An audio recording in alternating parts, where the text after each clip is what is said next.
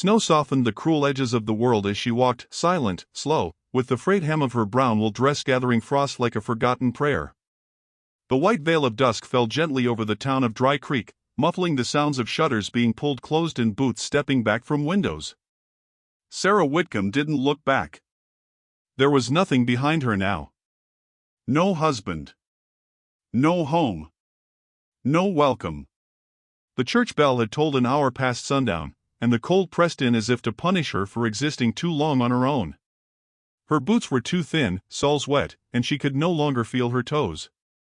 Yet she walked on.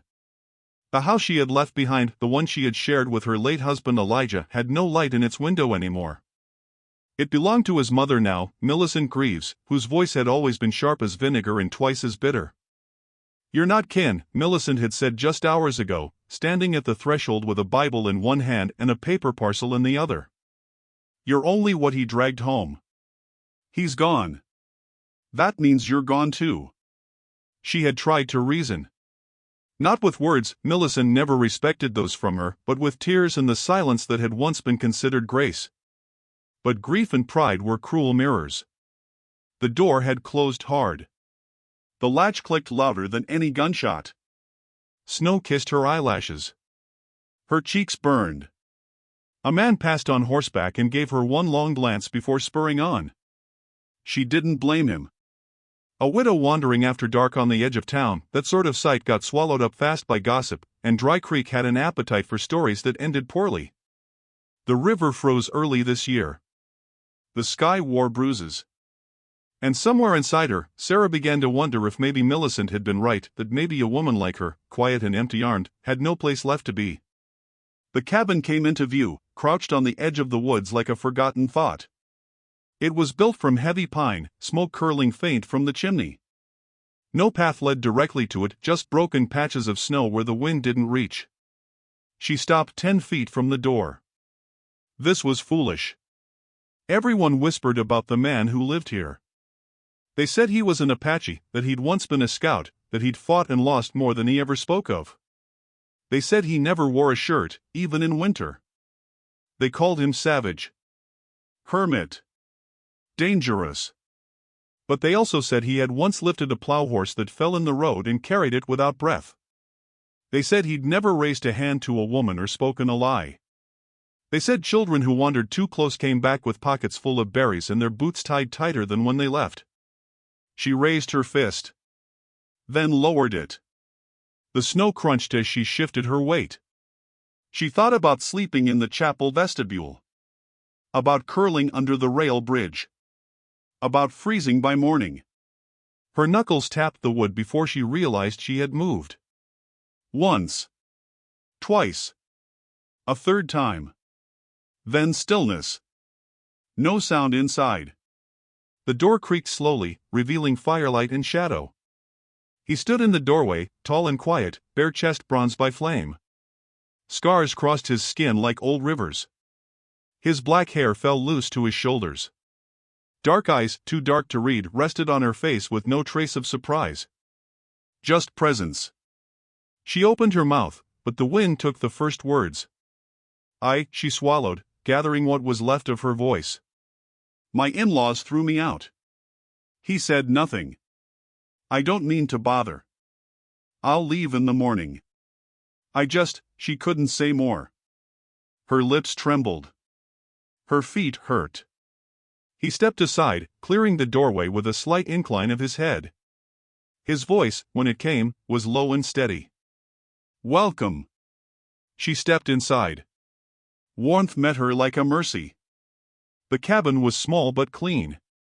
A fire crackled in a stone hearth. A pot steamed gently nearby. She stood awkwardly near the door until he gestured to the wooden bench by the wall. She sank onto it, heart still running too fast. He disappeared into another room and returned with a thick blanket. He didn't place it on her shoulders, just handed it to her with one nod. Thank you, she whispered. He sat across from her on a short stool and resumed carving something in his hands, a strip of leather, perhaps. He didn't look at her again. The silence didn't feel hostile. It was full, like snow falling on pine. Her eyes stung. From wind or gratitude, she couldn't say. I'm Sarah, she said after a while, needing something to anchor herself. A beat passed. Then, Chaska. She nodded. You live far out. He didn't answer. Outside, the storm thickened. Branches tapped glass. Somewhere deep in the trees, a wolf called out, mournful and thin. She glanced at the stew pot. Is that for supper? Yes. Do you mind if I stay? You already are. A smile tugged at her lips, unwanted but welcome. She hadn't smiled in weeks. I'll help, she offered. I can cook. So? I know how to gut fish and read weather. He met her eyes then. Something flickered, approval or memory or maybe just warmth. We'll see. That night, she curled by the fire, blanket tucked to her chin. He slept on the floor, a hand resting near the hatchet beside him, as if old habits never faded. She watched him for a long time before sleep came. His face, even in rest, was not peaceful, just still.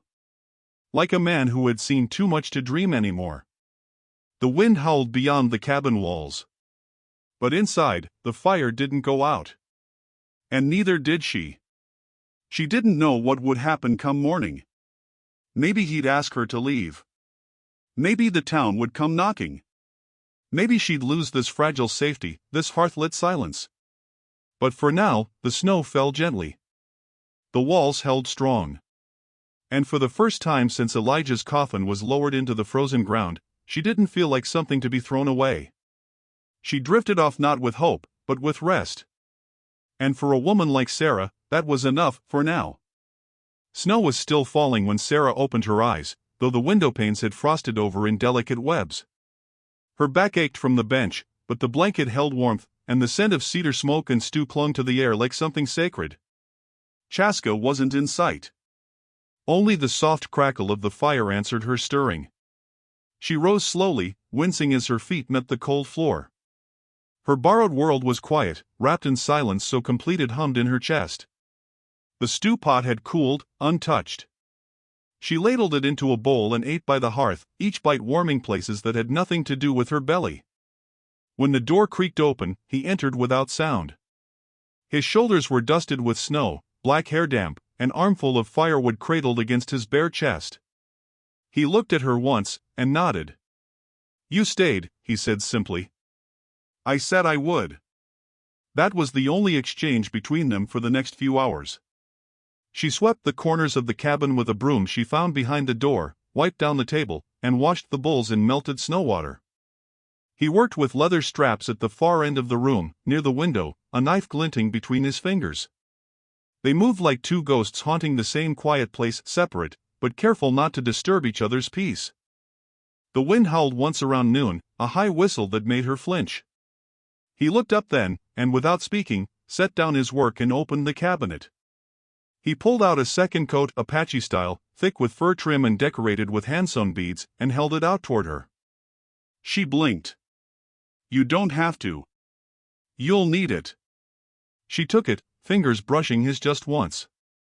By afternoon, Sarah found herself outside beside him, stacking firewood. The snow came down in lazy spirals, not the biting flurry of the night before. He passed her logs wordlessly, and she aligned them in a tight row along the cabin wall. It felt good, this work. Her body ached in a way that wasn't despair. Later, as she scrubbed the stew pot, her hands red and raw, she glanced over at him. You haven't asked, she said. He didn't look up. Asked what? Why I'm here.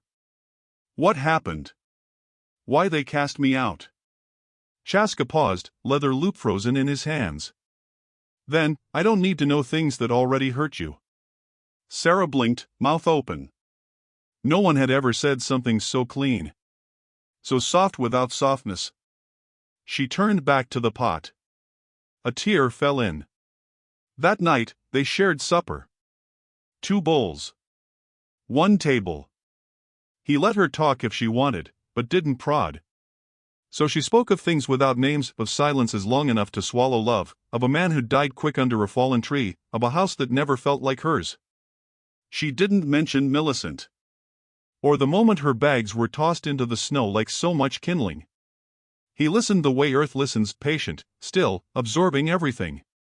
Not once did he offer pity. And somehow, that made it easier to speak. I was married 4 years, she said at last. He never looked at me the way you look at the fire. Chaska said nothing. His eyes stayed on the flames. She laughed, brittle and breathless. Sorry. That was foolish. No, he said. It wasn't. The next day, he left early. She awoke to find the cabin colder than usual, but still intact. A note, written in blocky scrawl on scrap paper, rested on the table, back by dusk. Don't open to anyone but me. She stared at it for a long time. Alone in the cabin, Sarah felt the stillness settle in again. But it didn't feel lonely. She kept busy, refilled the woodbin, mended a tear in the curtain with thread from a sewing box in the corner, and chopped carrots for the evening stew. As the sun dipped low, she stepped outside to gather snow for water and saw something strange. Footprints. Fresh ones. 3 sets, leading toward the cabin but veering off into the trees just before reaching the porch. Her blood chilled. She followed them with her eyes until the trail vanished among pine shadows. By the time Chaska returned, dusk staining the snow purple, she had bolted the door and kept her back to it, a skillet ready in her hand. He entered slowly, saw her stance, and lifted both palms. Someone was here, she whispered. I know. He dropped the satchel from his shoulder, supplies, judging by the rustle, and moved toward the window. They're watching. Who? Men from town. Maybe more. He looked at her with no fear in his eyes, only steadiness. They think you've gone wild. That you're mine now. And that makes you worth punishing. Her mouth went dry. Will they come again? Maybe. But not while it storms. That night, they didn't speak much. The wind came in fits. Branches clawed the cabin walls. And somewhere far off, a dog howled. Sarah didn't sleep on the bench. Chaska gave her his own bed, a straw mattress under thick pelts, and slept again near the door with the hatchet beside him. When she woke before dawn, she found him still there, unmoving. Guarding. She sat near him, wrapped in the coat he'd given, and watched his face in the firelight. He looked as if he belonged to the land itself, carved and weathered, and wholly unafraid. She didn't know if it was love that stirred in her chest or simply the kind of safety she'd never known. But she knew, with the kind of knowing that does not lie, that she would not leave when the snow melted. He stirred, eyes opening slightly. She spoke quietly. Thank you. For not asking. For letting me be. He looked at her then, not through her, but into her, and nodded once. Everyone's got something they're carrying, he said. I don't need to know yours to carry it with you. And there it was. A promise, tucked not in vows or declarations, but in the space between silence and firelight. Outside, snow began to fall again, soft and sure. Inside, 2 souls, bruised but breathing, shared the quiet, as the storm raged and the world passed them by. The snow had eased, and the hills shimmered like powdered silver under a high, pale sun. Sarah wore the beaded coat Chaska had given her, walking beside him down the main trail toward town. Their footprints left twin trails behind them, close but never touching. The silence between them was no longer fragile. It had matured into something weightier, a hush that carried things unsaid. She had braided her hair, pinned it low. Her boots were clean, her spine straight. Every step nearer to town twisted her gut, but she didn't say so. He hadn't asked her to come. She'd offered, and he hadn't said no. They passed a family driving a wagon, the father staring, the mother pulling her shawl tighter, shielding the eyes of a young boy in the back. A long silence followed, but Chaska kept walking, face unreadable. Sarah walked with him, chin high, though her heart beat louder than the wagon wheels fading behind them. The general store bell rang as they entered. The warmth was thick, but the welcome was not. Mr. Pruitt, the storekeep, looked up from behind the counter and blinked once. Help you? Chaska stepped forward, setting a bundle of pelts on the counter. Trade. Mr. Pruitt scratched his neck. That's so. He didn't move to weigh them. Sarah stepped beside the bundle, voice calm. We need flour.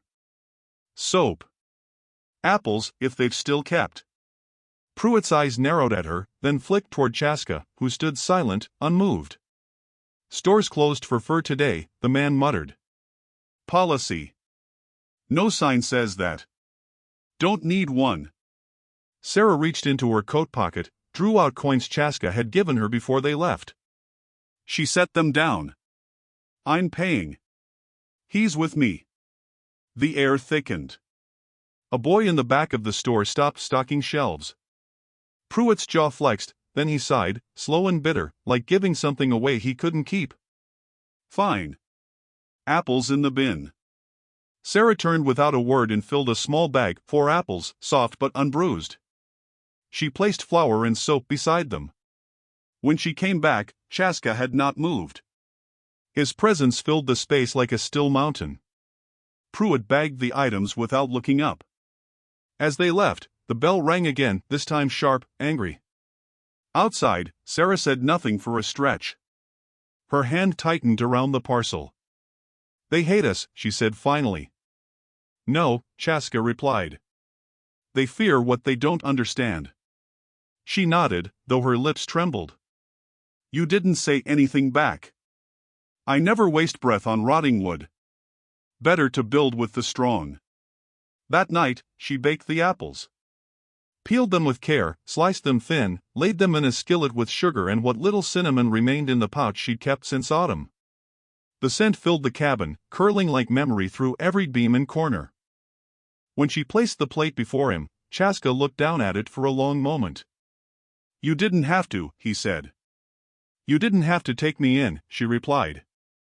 They ate in silence, though something shifted between them like ice melting underfoot, not yet water, but no longer solid. She watched him take small bites, chew slow. His jaw moved like he hadn't tasted sweetness in years. She didn't ask what he thought. She didn't need to. Later that week, a stone shattered their window. It happened near midnight. Glass broke, wind poured in, and Sarah screamed before she knew what was happening. Chaska moved faster than thought, grabbing the hatchet and throwing open the door. But there was only dark snow and footprints.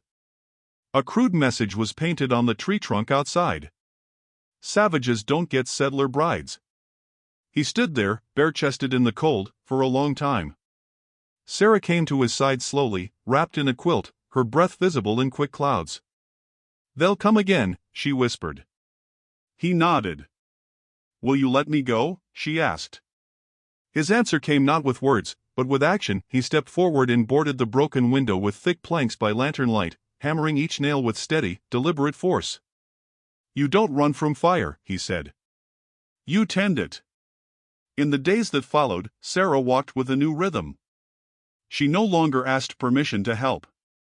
She chopped wood beside him, her swing still clumsy but determined. She gathered herbs, laid out hides, mended a torn sleeve in his only winter shirt. One morning, she found a small pile of smooth stones arranged in a circle on the table. A gesture. Apache for protection, she learned later. The snow deepened. The silence grew richer. One afternoon, while she was sewing, she spoke aloud, without thinking. I used to want children. Chaska looked up. His hands were still, resting on a carved handle. She went on, voice low. I used to dream of holding something that needed me. That would know me. He didn't offer sympathy. He never did. Instead, he said, you still could. Her eyes filled. I thought I couldn't. Thoughts are not truths. She looked at him then, not as a stranger, not as a savior, but as a man with hands strong enough to build a world and scars that proved he'd paid for it. Later that night, she laid out 2 apples, uncooked, unpeeled, and waited. He came to the table slowly, sat across from her, and took one. The fire popped in the hearth. The snow whispered against the windows. She didn't say thank you. He didn't say you're welcome. Somehow, the silence said both. When she cleaned the table afterward, she found the stem of his apple left upright, planted like a flag. That night, she didn't sleep in the bed. She lay down by the fire, near him, not asking. He didn't speak. But in the soft dark, his hand rested near hers, close enough to feel the heat. Outside, the ashes cooled in the stove. Inside, something sweeter had started to rise. The storm came in the night, without warning. One moment the stars glittered over the pines, and the next, wind howled through the eaves like a chorus of ghosts, blowing snow sideways in sheets that threatened to pull the cabin from its roots. Chaska was already outside, shirtless and half-shadow, securing the animals and checking the roofline. Sarah ran after him, her coat flapping wildly, feet plunging ankle-deep into fresh drifts. He turned when he heard her, face sharp with cold. "You shouldn't be out here," he called. "I'm not leaving you on that roof alone." She didn't wait for permission. She grabbed the second ladder and climbed the other side, knuckles burning against the rungs. The wind slapped her hair loose, and snow clung to her lashes. She felt foolish and alive at once. He met her in the middle, knee-deep in white. "Hold here," he said, handing her the edge of a tarp. Their hands overlapped just a moment too long. They worked in rhythm, pulling and fastening, each gesture a conversation they didn't know how to speak. When the last corner was tied down, he turned toward her. She was panting from effort, eyes squinting against the wind, cheeks red and radiant. "You could have stayed inside," he said. She shook her head. "I chose not to." Later, by the fire, she watched the flames catch in his hair.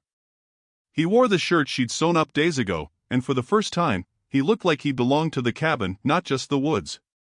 She wrapped herself in a quilt, unsure what trembled more, her heart or her hands. "People don't understand you," she said. "They don't need to," he replied. "I didn't either. Not at first." He glanced at her, then back at the fire. "And now? I see what you don't say. That you're not cold, just quiet. Not hard, just alone." Chaska didn't move. But something in him softened. She looked down. "I think I've been all of those things too." The next morning, hoarfrost clung to every branch like silver lace. They walked into town again, this time for nails and salt. She wore the beaded coat and held her head high, even as whispers trailed after her like threads snagged on every wooden post. Children stared. A few women turned their backs. One man spit in the dirt as they passed. They reached the blacksmith's, and Chaska handed over a pouch of coin. As the smith weighed the payment, Millicent Greaves stepped out from the post office next door, her lace bonnet pulled tight and mouth already pursed. "Well," she said, eyes narrowing. "I suppose winter makes strange bedfellows." Sarah met her gaze squarely. "Don't." Millicent tilted her head, lips twisting. "You think hiding with a savage makes you decent? Makes you whole? You were broken long before my Elijah died. You were born useless." Chaska's hand stilled at his side. Sarah inhaled, slow and steady. She didn't flinch. "I was broken when I let you define me." Millicent scoffed. "You're nothing." "I was," Sarah said softly. "Now I'm not." She stepped closer. "And if I'm ever a mother, I'll be nothing like you." Millicent paled, her voice sharpening. "You won't be a mother. Not with him." Chaska stepped forward then, not speaking, just placing himself between them, tall, still, immovable. The blacksmith cleared his throat and handed over the bag of goods. "That'll be all," he said, his voice uneasy. Sarah took the sack and turned, her hand brushing Chaska's sleeve as she passed. They didn't look back. That evening, back at the cabin, she cried. Not loudly. Not for long. Just a quiet, shaking grief that had waited too long to be let out. Chaska didn't try to stop her. He just sat beside her, letting her cry into the space between them until there was nothing left but silence and breath. "I don't belong anywhere," she whispered. "You do here." She shook her head. "You don't have to say that. I'm not saying it for you." She looked up then, and in his eyes, she saw no pity. Just truth. Outside, the snow had stilled. The stars blinked shyly through torn clouds. She rose and walked toward the hearth, placing her hand above the fire for warmth. "I want to stay," she said, her voice low. "But not because I need to. Because I choose to." He stood beside her now. "You're not a burden," he said. "You're a fire. I've been cold a long time." She turned toward him. His hand reached out, not grabbing, just offering. And she took it. Not because she was saved. Because she was finally ready to save herself. Outside, the cabin stood against the white. Inside, the choice had been made. The wind shifted, and with it came smoke. Sarah caught the scent first, sharp, acrid, wrong. She dropped the basket of kindling by the door and stepped outside into the brittle cold. At first, all she saw were stars between tree limbs and the soft hush of fresh snow. Then a flicker. Then another. Flames curled along the base of the east wall of the cabin, thin as snake tongues but growing fast. "Chaska!" Her cry shattered the stillness. He burst through the barn's side door already running, hair loose, barefoot in the snow. No words were exchanged. They moved like a single body, she throwing snow with her shawl, he beating flames back with his coat. The fire hissed and spat. For a breathless minute, it looked like they'd lose it. But the flames choked before they climbed the wall. The smoke curled and gave up. Ash scattered on the wind. Chaska turned toward the woods. His chest rose and fell like a forge bellows. His eyes searched the dark tree line, jaw rigid. "They were watching," Sarah said, voice low. "Waiting for us to be inside." He didn't answer. Just walked toward the trees, barefoot, with only a hatchet in hand. Sarah followed. They reached the tree line where prints marked the snow 4 sets. Fresh. Heavy. Chaska crouched and touched the snow, fingers pressing into one boot track. 2 drunk. 1 light. 1 steady. She knelt beside him. The steady one led the rest.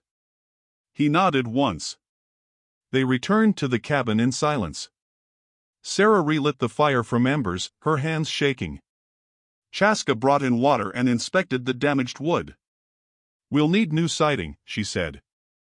"I'll get it tomorrow." "You're not leaving me here alone."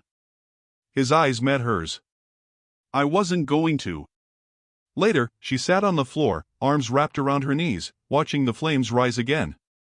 "I used to think fires meant endings," she said quietly. "But maybe it just means something new has to grow." Chaska didn't respond right away.